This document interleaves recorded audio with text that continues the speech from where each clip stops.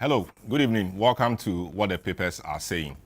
My name is Salom Adunu. On What the Papers Are Saying, we look at the various stories that have made headlines in the course of the week. We pause midstream or midweek and take an exhaustive look at them with very knowledgeable guests.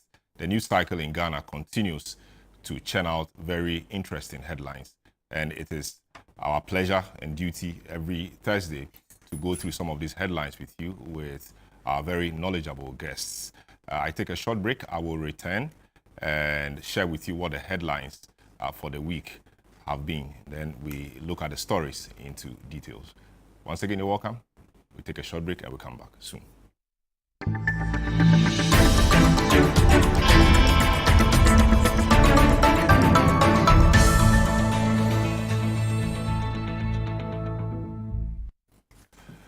Hi, welcome back to What the Papers Are Saying. A number of big stories made the headlines this week.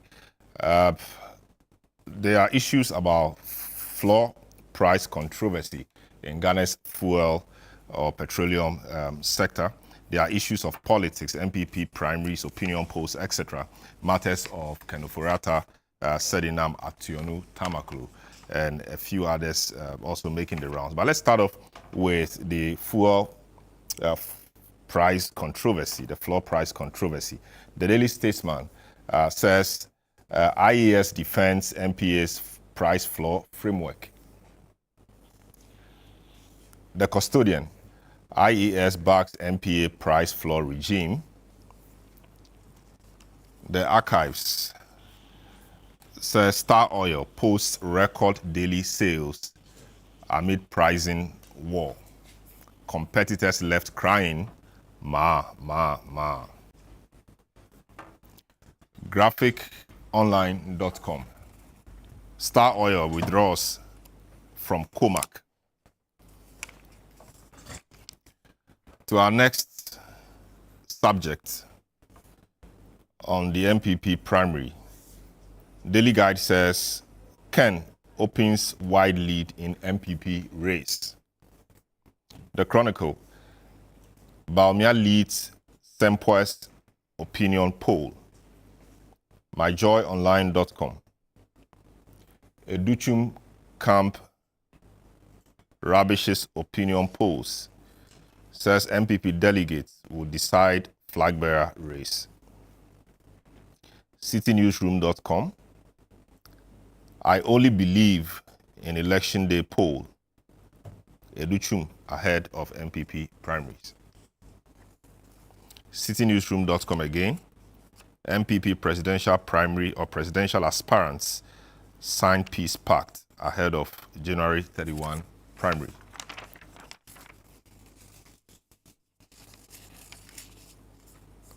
Now let's go to Ofori-Atta and matters arising. The Herald newspaper says U.S. judge extends Ofori-Atta's detention by 97 days. His immigration case adjourned to April 27 after closed-door hearing. Daily Guide, Ofori-Atta U.S. case, judge demands extradition papers. Daily Post, U.S. Justice Department working on extradition request for former Finance Minister Ken Ofori-Atta, says AG Ayini. ChannelOne News Online.com. Ofori-Atta case. U.S. judge gives state 30 days to prove Ghana extradition requests.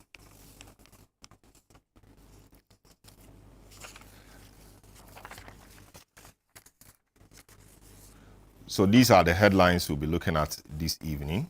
The show is live and interactive. You can join the discussion via our WhatsApp line 020-444-7033. And we'll be happy to share your views with the rest of the world. I take a short break. I return, introduce my guests, and then we hit the ground running.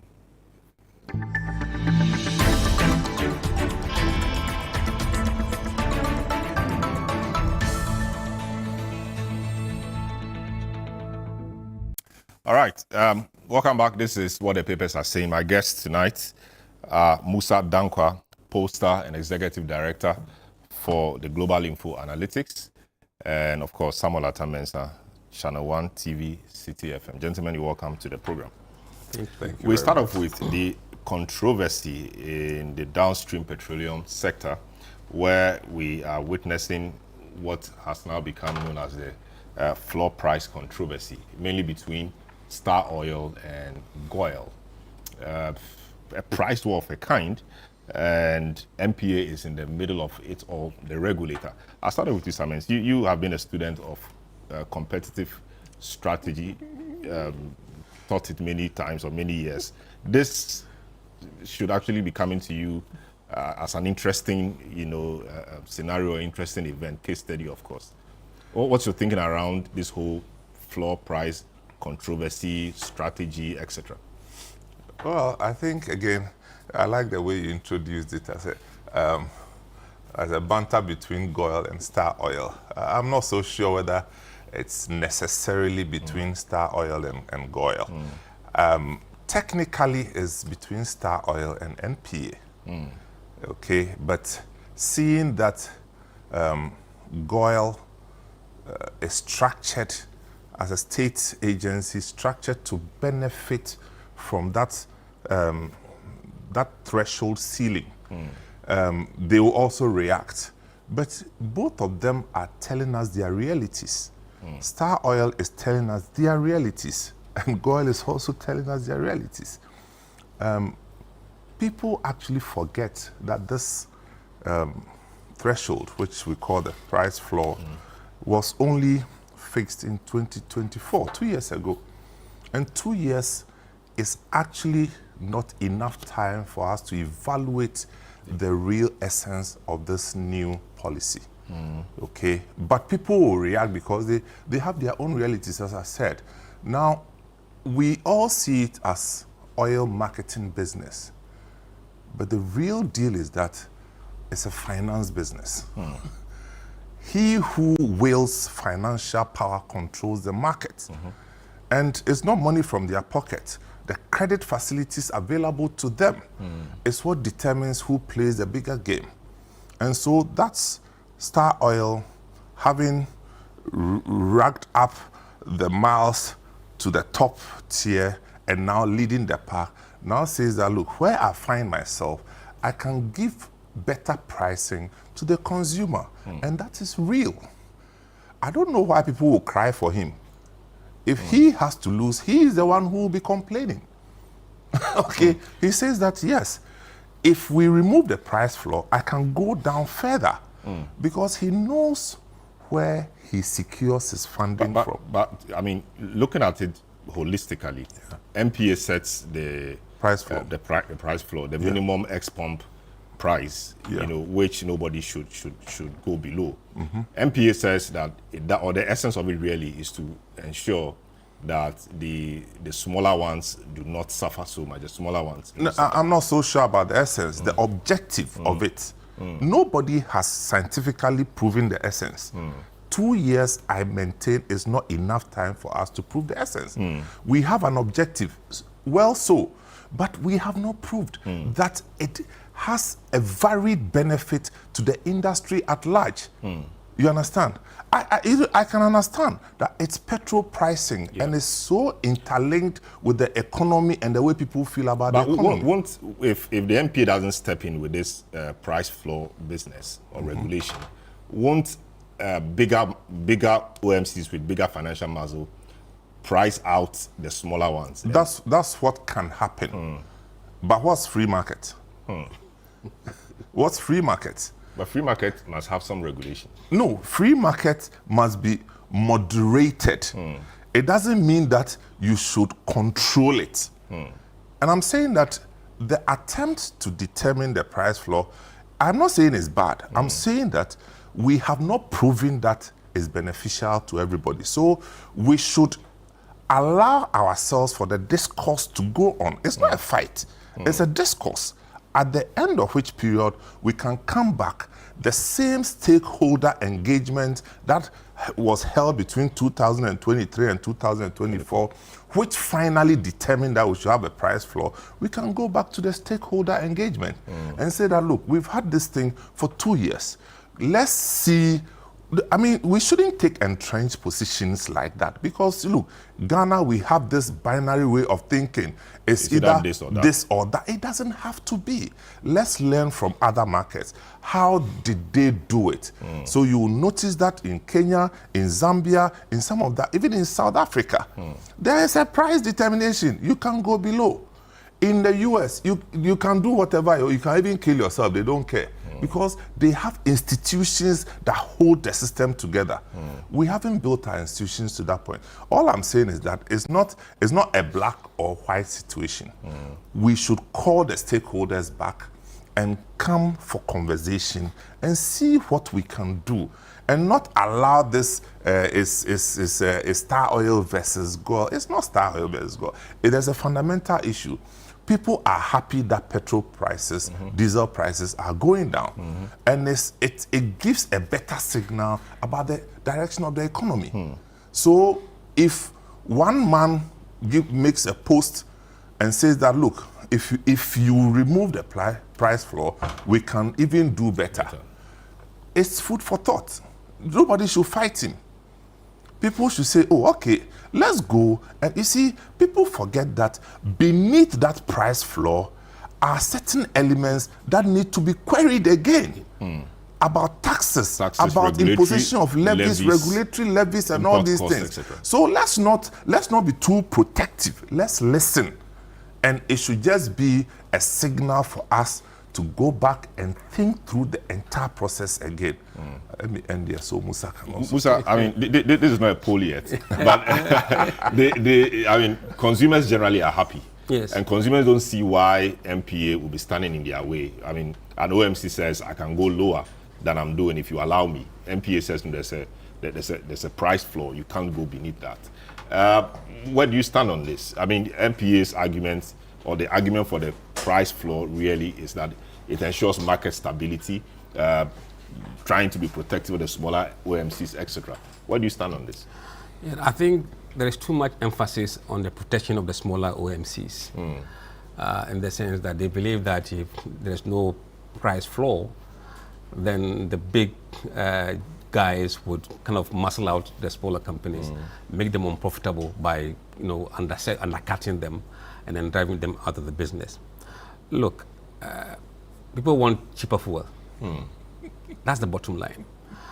Now, if there are fewer smaller ones and a lot more big ones, and the prices are still lower, people don't care. And it's market that is efficient. If you are efficient, then you can say, okay, I have a much lower finance cost. I can pass on this financing cost to my people down there. I have a lower cost structure in terms of overheads. I believe I've been efficient in the sense that, look, I don't have huge costs hanging on my neck, so I can kind of bring the cost down and still make profit. And in some cases, the structure of the ownership of the OMC plays a role when it comes to the exchange rate. Some of them have no shield against the exchange rate. For example, if you're a local company, you don't translate your account into foreign currency. And for that matter, you don't care what the dollar is to your shareholders. But some of them, they need to repatriate their dividends back there. So, and the CD rate affects them. So they tend to have cover. Look, we've been through a lot as consumers. And if this is the time for us to enjoy a bit of lower pricing, I think they should allow that. I mean, you may review the floor and bring it a step lower again if they can go down there and still maintain that protection, but and see what the market will react. It's an interesting sector, right? We talking about this. An example is the telco sector or the telecom sector. We saw, one rise so much to the top. Now we are talking about SMP, etc., and trying to now find a way of controlling that. Is that not what the MPA perhaps is working, against, so that we don't have a situation where one with a lot of financial muscle will rise to the very top, others now competing will drop, they keep going, I don't disagree with the overall objective. What I'm saying is that maybe the floor is too high. Maybe the floor can still be lowered a bit. The floor should be lowered. Yeah, it can still be lowered and see how the market reacts. And if it doesn't work, you still have the power to come back and adjust it. So allow it to go where it has to go so that people can be efficient. Otherwise, people will keep inefficient costs in the system, knowing that they can recover it through the price protection. And there's no incentive for them to really be efficient. So if somebody's being efficient, let's allow that efficiency to be passed on to consumers. And I think that is a fair thing to ask. I mean, so Star Oil quite critical in this. They have begun, they withdrew from the COMAC platform, etc. What do you think they've been doing right in the last few years to keep them rising? Now they are number one. Last December we understand they sold over 80 million liters of petrol just for December, and they hope to do more. What's the trick? Well, not that I'm not an industry expert, so it's difficult to say. But from the utterance or the publication of the head of Star Oil, I get the sense that they are very price efficient. And they've been using pricing as a tool to advance their space within the industry. That's one. The other thing that I get is that they have access to credit, better access to credit, which means that they have scaled up over the years. I mean, these guys can reach up to between $80 and $90 million credit within a space of 3 months. Okay, and mind you, if you look at the space, I think the top four, if you take Goil, Star Oil, Total, and Shell, among them, they command about 70% of the market. Of the market. That's still big. About 70%. And this is a market of at least 200 players. So if you have 200 players and 4 occupy 70%, it sends a certain signal. Okay, that's why I'm saying that.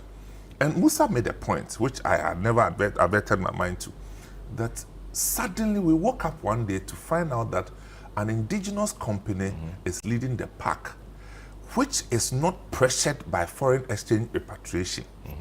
That by itself is a high cost if you have to repatriate foreign exchange. So if they don't have that kind of pressure, it means that they have a certain advantage.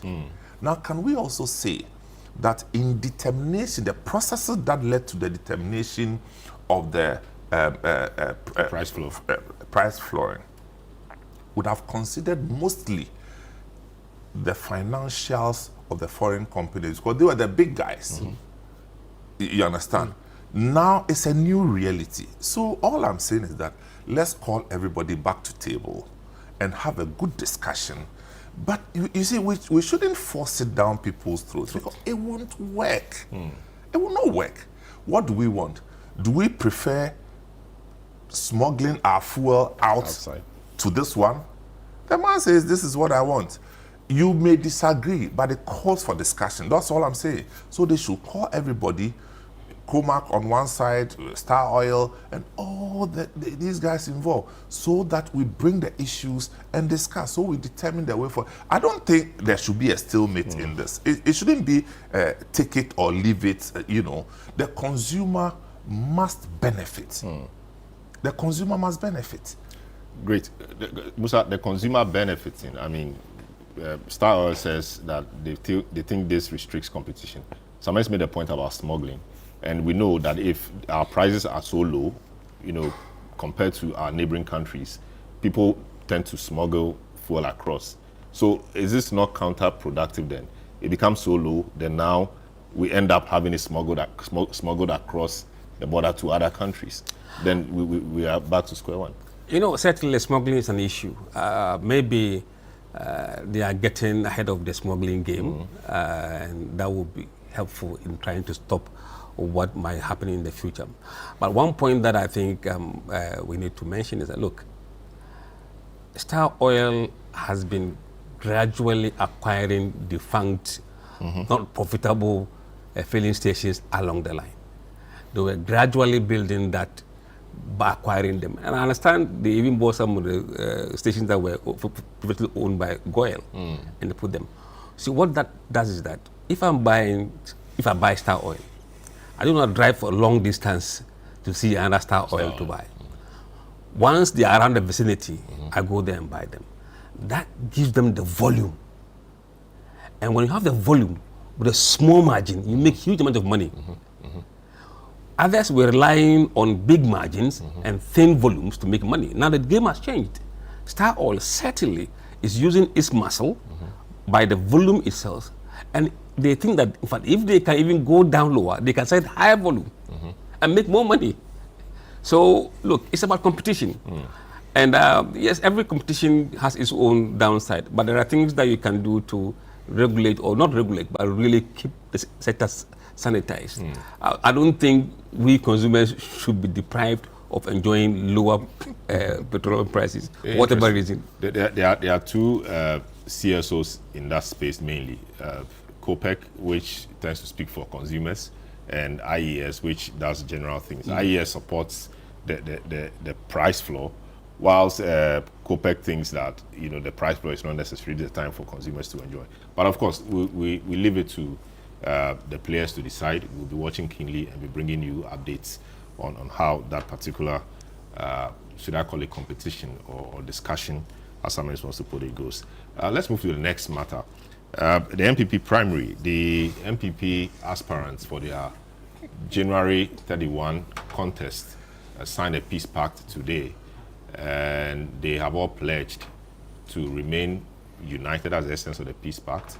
Nana Akufo-Addo, former president of Ghana, spoke in his usual fashion, quite passionately about it. Minority leader of the party in parliament, also spoke passionately about it. I start off with you, Musa. You have been polling. How significant is something like the peace pact? Is it an important part of it at all? Honestly, I was surprised that for internal contest, that shouldn't be war. Why should you have to say it's peace pact? It tells you, even though we claim we have progressed democratically, I mean, on certain aspect of this system that we practice democracy, it is symbolic. Oh, look, you are one family. You are going for a contest of ideas, contest that you want to pick somebody who can win for you. There shouldn't be any violence. But I think it is important that this is done because of history. Yes. What happened last time, Yeah. I mean, which probably was needless. So we shouldn't be in a situation where internal contest, you have to sign a peace pact. I mean, then general election, what do we sign? No, but I mean, if there's a need to sign something, why not? I mean, NPP suffered in recent times from internal contests. What I'm saying is 2007, where Alan Tremantin felt a few things were not right. He left. People think that accounted for Nanado's loss in 2008. In 2024, he left in 2023 to form the Movement for Change. People think that also had some effect on the party. So if they are this again with people like Ken Ejepong, Brian Champon, etc., who speak openly and then forthrightly and speak their mind, it's important to rein them in with a tool like the Peace Pact. It is what they think will help them. Is the Peace Pact just meant for the top campaign or for the entire rank and file of this party? But the rank and file will take inspiration from their leaders. So if their leaders are seen to be together, I mean, they will have to. Well, for me, I mean, it has become necessary because of where we find ourselves in. I mean, the situation we find ourselves in. But I don't think, I mean, where we are as a country, we've done this thing for how many years? We should be doing this peace pact when we should be able to judge or disagree and have not burn the bridges and come back and fight as one party against the opposition. I think we should be able to grow up and behave maturely. I mean, this is needless in a very maturing democracy. Sometimes, I mean, peace pact, a necessary part of the whole thing. Was it necessary to sign this at all? I mean, would this prevent anybody from disagreeing with the process if indeed they find something not right? Well, the Peace Pact does not prevent anybody from blowing the whistle. I mean, they didn't say that it prevents anybody from blowing the whistle if something goes wrong. I think the symptoms of the whole process was taking a disturbing dimension. And so a party that has elders would sit and say, look, why don't we call everybody together so that we can smoothen the pathway for all of us? I think in essence, they are doing something just for the records, okay? Now, as the people sat down, I mean, I watched the entire thing on TV.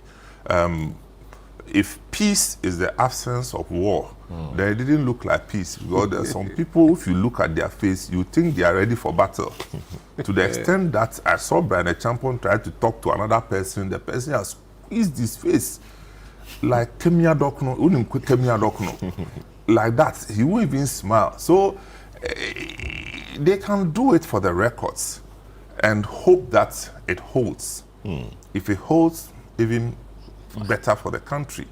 But it's just the beginning of many things to come, because we've seen the political parties go through this phase, okay? But I must say that for me, as somebody who's done repeated cycles of elections since 1996, I've covered every election since 1996, I haven't seen this kind of randomized insults and toxic expressions within the party in the manner that we are seeing. I have never seen that before. And so every elder within the NPP should be concerned. And it's not just the theory of sitting down before the cameras and signing. Now somebody has to supervise the entire process, monitor. What I did not hear, maybe I missed it, is what happens to those who defy what they have agreed on. What will happen to you? I didn't hear anything. If they said it, then I didn't hear. Because if you don't tell me what will happen to me, the sanctions will be. The sanctions will be, people tomorrow, they'll start going back to their old ways. And we know those who are notorious for that. Now, if the party cannot call them out, then there's weakness in the leadership.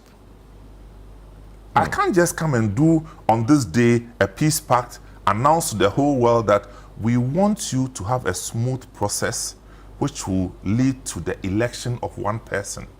Now, those who defy our instruction, that is what will happen to them.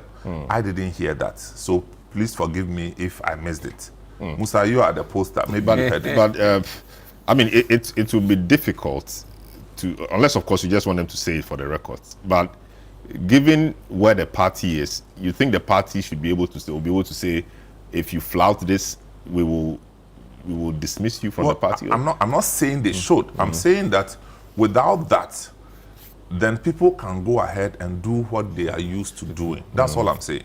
Or maybe another way of looking at it is, we've agreed to do this. So if you are seen doing otherwise, then you are pointing fingers at yourself. So that will have its own repercussions. Well, people, you may come back to us tomorrow, and we would have known you. There are no consequences. Let's not expect a departure from what we think is wrong. The consequence maybe will be the picture you would have painted of yourself after signing this. But they have painted the pictures already, don't you see? The people have painted the pictures. We are seeing the pictures. You understand? And if NPP needs anything at this time, they need a leader with copious amounts of emotional intelligence. After the likes of President Kufuor, after the likes of President Mills, after the likes of President Mahama. You understand? So they should be very concerned about who comes out of this election. Otherwise, they will become a laughing stock. I see. This is what the papers are saying. I will take a short break. When I come back, we'll hear from Musa and what the polls have been saying. Don't go away.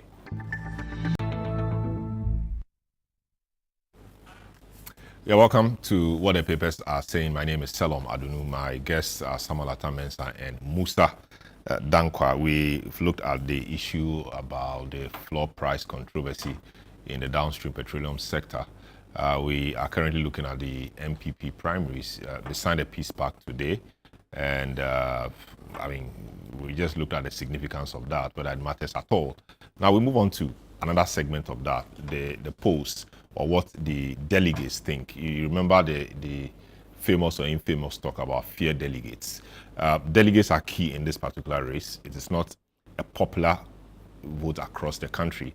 It is, you know, just selected people, few people called delegates who will decide who the flag bearer of the NPP becomes for the next election in 2028. Musa, you have been looking at the figures. You have been doing the polls. We've seen the polls in the past. Bawumia has been leading. It's always been in a commanding lead. Has anything changed? What should we be expecting as the days draw close? Right. Let me start from the last published poll, which is the December poll. The December poll had Dr. Bawumia on around 45%. That was up from 43% in November. And then Ken was 31%, up from, I think, 18 or 19% last time. So he made a very huge quantum leap in the previous poll. Brian declined by a small margin from 5 to 3%, and the rest were barely recording any significant numbers. But then you have about 11% who were not disclosing their intention, but even though they've made that decision, they're not telling us. And about 9% were undecided. Now, what we've seen is a regional kind of breakdown of this support. If you look at it across the 16 regions, where Bawumia currently leads in 14 of them, except Central Region and Volta Region. He also leads in Western North, but the lead is not that huge. So, I mean, we've commenced a daily tracking poll from 29th December. We do Monday to Fridays, except the weekends. So we've been doing that daily tracking every day, except the weekends. So we have the numbers, and tomorrow will be the last day for the month, and we've been doing that since 29th. So tomorrow we'll release the last poll, and then we'll give the country a kind of sneak preview of what we think the results will be on election day. But we are moving from 43 to 45. Yeah. I mean, 2 percentage points. Ken jumping from 18 to 31%. That is quite huge. What do you think accounts for Ken's, huge jump from 18 to 31? The interesting thing is that Ken's jump came from previously delegates who were not disclosing their voting intention, and some of those who were undecided. So I believe in that poll, those who were actually meant for him decided to move to him big time. So you saw that big jump. And Bawumia, on the other hand, had about 2% increase, which was largely people who were not also who were undecided decided to break for him by that percentage. But overall, what we are seeing is that the race has kind of stabilized, surprisingly, much earlier than we had thought. We're not seeing movement in the data. Actually, if you ask them whether you've made up your mind, would you change your mind? Less than 10% are telling us that they may change their mind between the time we spoke to them and the election day. So they've made up their mind firmly. And then if you ask them in the last month, have you changed your mind? About 16% said yes, they've changed their mind as who they were going to vote for in the last month, about 16%. So last month has been a bit fluid. I think this month has been stable. Tomorrow evening, we will see the numbers. We'll be able to tell exactly where the race is headed. 11% undisclosed. Who are these people likely to vote for from your experience? And that's our trade secret. That's what we use tomorrow. What we are doing cleverly is that, you see, we don't just go and ask you who you vote for. We ask you other questions. Which will give exactly. For example, we ask them, idea of what you'll be leaning. We ask you, do you share the idea that bringing a candidate for the second time helps the party to win the election? Some will say, I disagree. Some will say, I agree. Some will say, we're neutral. Now, you go and look at the views of those who say they will not disclose. What answer did they give you when you ask them this question? Yeah. And he's telling you that he strongly disagree. So you could see that this person is clearly Ken voter. Yeah. If he strongly agreed, even though he said he won't disclose, you can tell exactly where he belongs. So that is the way we are using to really go to the data and be able to apportion those who say they will not disclose into the right columns. And that will give us a good chance of getting the predictions right. Sometimes, do you expect anything to change from what we've known? I mean, it does appear from many polls that Bawumia is in some kind of lead. Do you expect anything to change between now and 31st? I don't know enough to make that determination. So, well, Musa works on the scientific processing of these numbers. We are only observers. Now, what I kind of get a sense of a repetition of 2008, the processes leading to the election. If you remember, it became so acrimonious. There were fisticuffs. Yes, at that conference. Yeah. Remember when Paul Afoko was said at the time to be an agent of Alan Shemating, and people were receiving people were receiving slaps and physical slaps. I mean, heavy slaps. You understand? And I see symptoms of that here. Having said that, but perhaps here the good thing is that it is decentralized. Or look, I mean, we could have localized. I mean, even the numbers. I mean, there were 2,000 or so people, a little over 2,000. Now is a bigger college. But what I'm saying is that I see something similar based on the expressions of emotions that I'm seeing. Having said that, based on everything put together, I see a Bawumia lead. Maybe not enough to hit the 50%. 60%. Oh. 50 or 60? No, I mean, runoff kind of. That's what I think. Yes. So that to do the runoff, as Nana Akufo-Addo got his 48% with Alan's 32% in 2008. For 2008 elections, the NPP just decided that okay, whatever it is, let it go. I am not sure that the NPP is in a position to do that kind of thing. So that if Bawumia is winning, he better wins convincing. Because the stakes are high. So that's what I foresee, that this guy will have a simple lead, right? A simple majority, but maybe not enough to make the 50+1. Exactly. Wow. That's one. That's interesting. That would be interesting. What do you think? Can he cross the line? Look, if you look at the last data, he was on 45%. Okay. 11% said they won't disclose. 9% undecided. 9 undecided. He only needs 5% plus 1. So his hurdle to finish at 50 is much closer than the other candidate. So in terms of probability and polling, he is more likely to get across the 50%. All things being equal. And also the way it works in polling is that he's going to get majority of people who are undecided. Because he's in the lead. Well, he's in the lead. Okay. Yeah. Wow. But I mean, he does a scientific polling. So he can, middle class people will listen to him. But there are the lower end people who listen to prophets. Yeah. And once upon a time, we had a certain prophet also saying his own thing. Yeah. And telling us that God, the God that we know in the Bible, woke him up every night to tell him who is going to lead election. Wait. Why do we do that to ourselves? So now God is not busy. Every night he comes to wake you. Hey, sorry. This person will win. This person will win election. Why? Why are we doing the gospel like that? So anyway, but there are some constituencies that listen to people like that. So the reinforcement of the hope of one person having leadership, it's found its way to different quarters. We will listen to the likes of Musa Dankwa because we know about polling. But some people, they don't care about Musa Dankwa. They will go to all night and then the pastor also for us we're winning. But when is it? 31st, right? 31st is just next door. we will see the real deal, whether it is God. Now, if after the thing the pastor comes to say that God is not, there is a different God he was talking about. Maybe people prayed and things change. People prayed and things change. Interceded. You know, interesting. Brian Champon has been quite popular in the media, but given the numbers Musa is giving us, 5% before, now declined to 3%.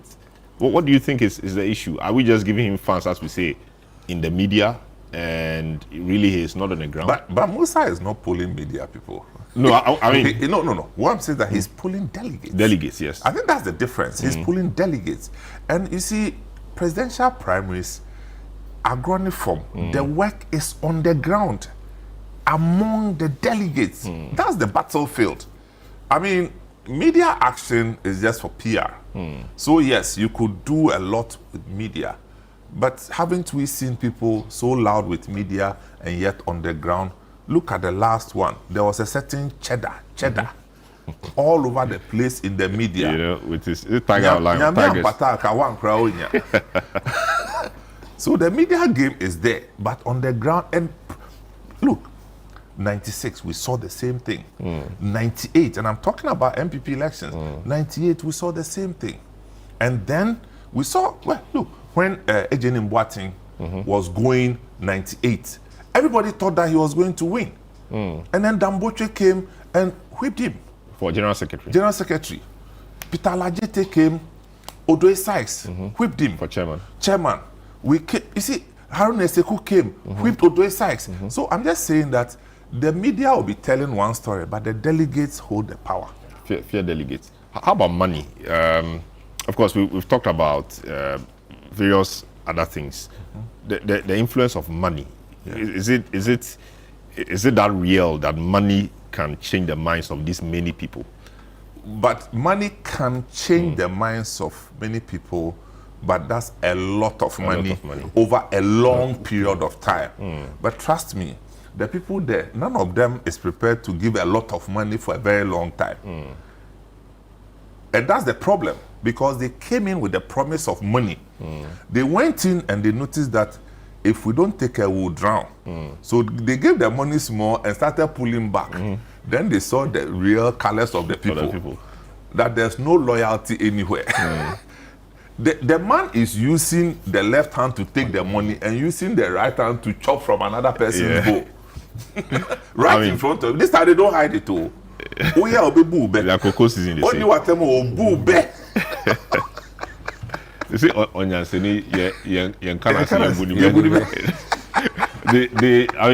variables. Religion, ethnicity, are these showing in your polls?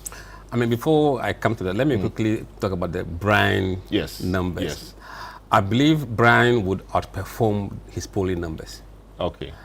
From what we've seen in recent data, he would outperform his polling numbers. Who will he take from? He will take from both. Okay. Take from both. But I don't want to disclose who is going to suffer most today. Tomorrow, but people think that Brian and Ken share some traits. The same constituencies. Yes. By extension, the same constituency. Yes. So Ken is more likely to suffer from a Brian rise. Yes. Both. I think by Saturday, I think what will happen is that Musa is hedging. I'm just trying to confuse too much. I think DMB, must condition his mind that he won't hit what he hit in the last primaries. He won't get that. If he gets that would be a miracle. That would take a total collapse of a candidate in the last minute to give him that number.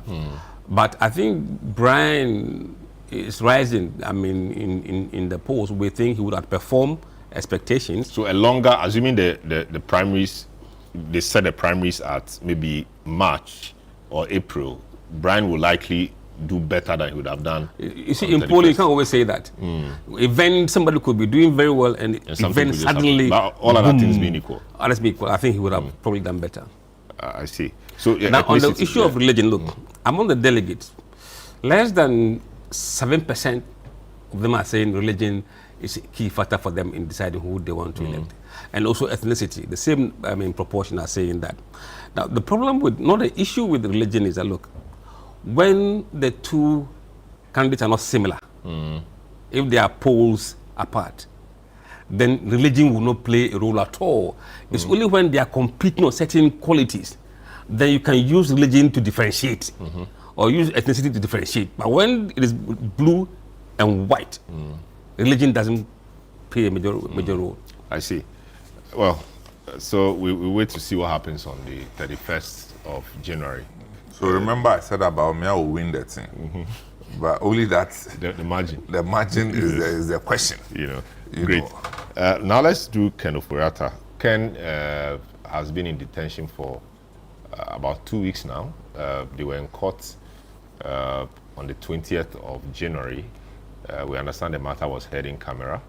The matter has been adjourned to sometime in April, which means he continues to stay in detention.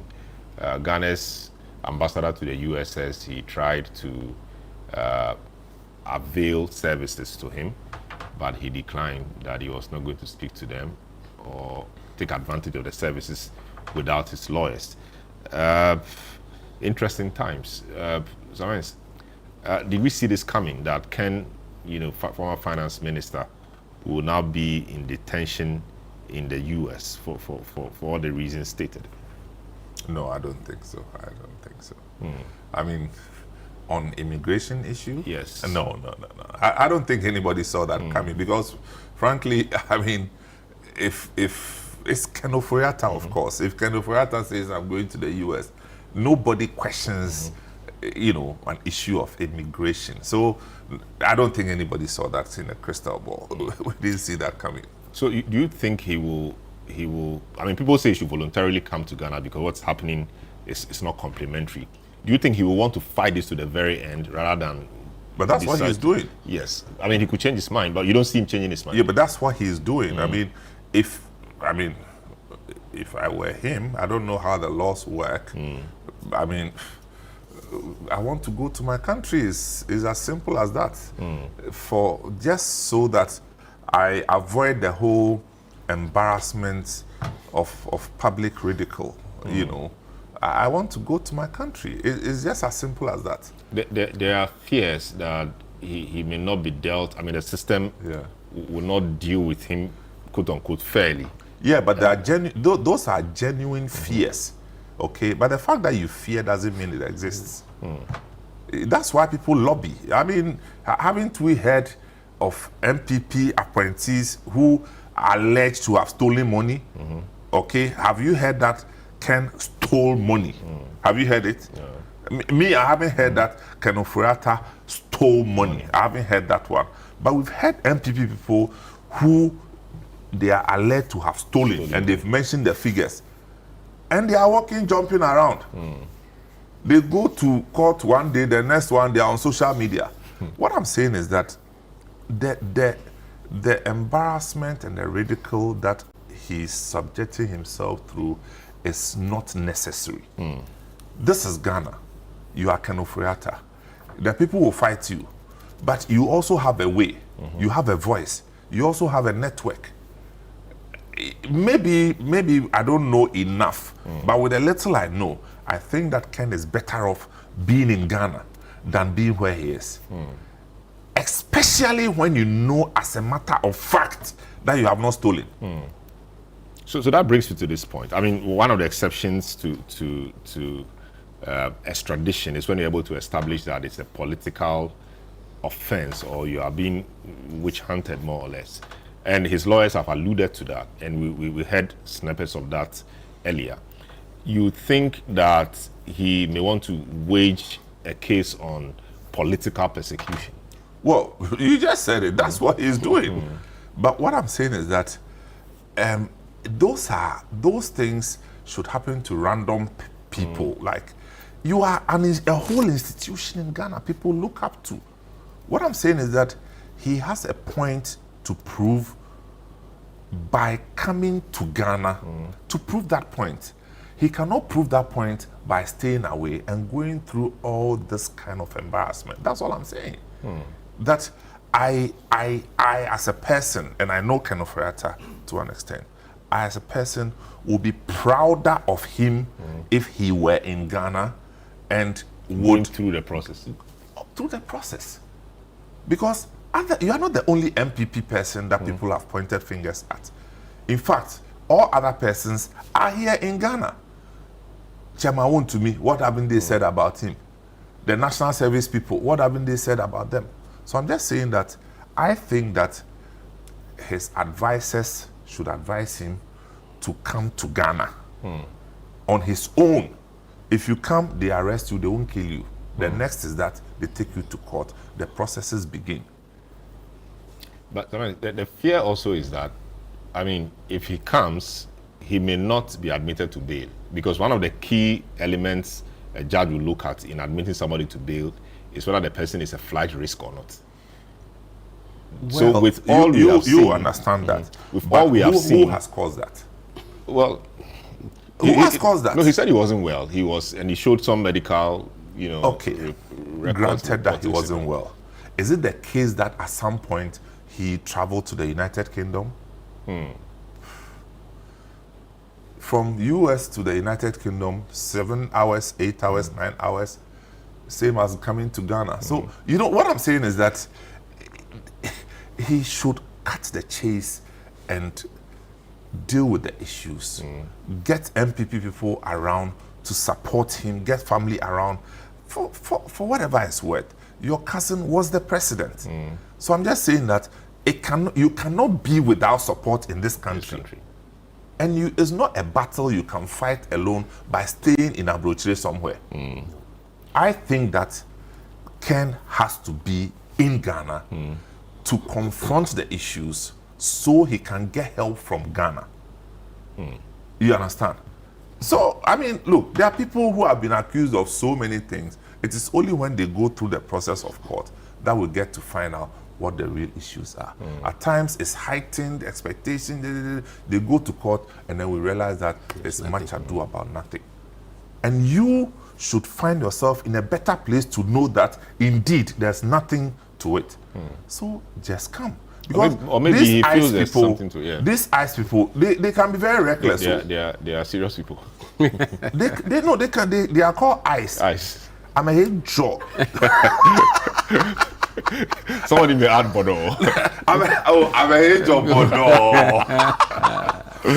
Musa, I mean, Ken in detention. I mean, nobody would have thought about that. What should he be doing? I mean, should he come back voluntarily, and can he even come back voluntarily?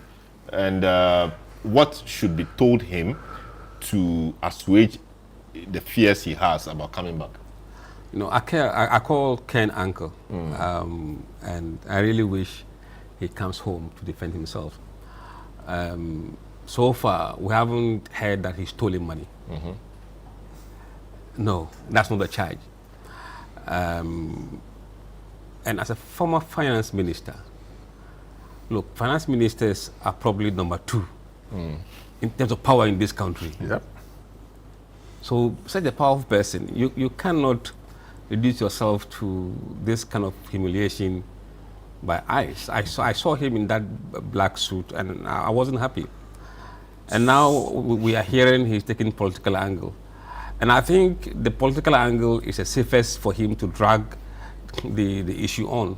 Once you take political asylum, then it goes into a different regime. Then they would assess whether you are really political refugee, which means that you will be persecuted if you come back to Ghana based on your political views. But the issue is are not political matters. They are financial and economic matters. So that angle, well, it will be tough for him. It will be tough for him. And now that ICE are also holding him, if he goes on that route of political refugee status, America may probably just send it to Rwanda. He may not want to come to Ghana.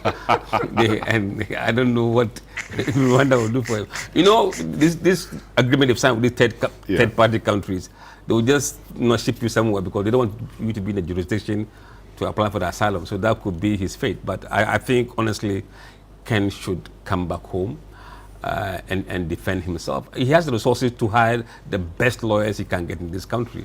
And look, when it comes to bail conditions, come on. I mean, if the bills are so hard, conditions are too harsh, you can go back to the Supreme Court or the court and get it amended. Many of the guys have got to court and got their bills amended, and they're walking around. I think Ghana is not a banana republic. No matter how bad we think we are, systems do work here sometimes, and people are able to really get a good lawyers and to defend them. We're not talking about some rogue state where they can just shackle you and put you in vans and whisk you away. I believe it would be good for him to come down, good for the president to have his cousin here to clear his name, because look, I mean, he's tarnishing the president's image as well. I mean, briefly, you think nobody of that caliber, I mean, Akufo-Addo's caliber or level is talking to him, that guy, just come back, you know? I don't know what they're telling him. But if they are telling him, I don't think they're telling him to come home, because from all we've seen, he doesn't want to come home. Anyway, so that's all we have for you today on what the papers are saying. Thanks so much to Samuel Atta Mensah and then Musa Dankwa. My name is Selom Adunu. Have a good evening.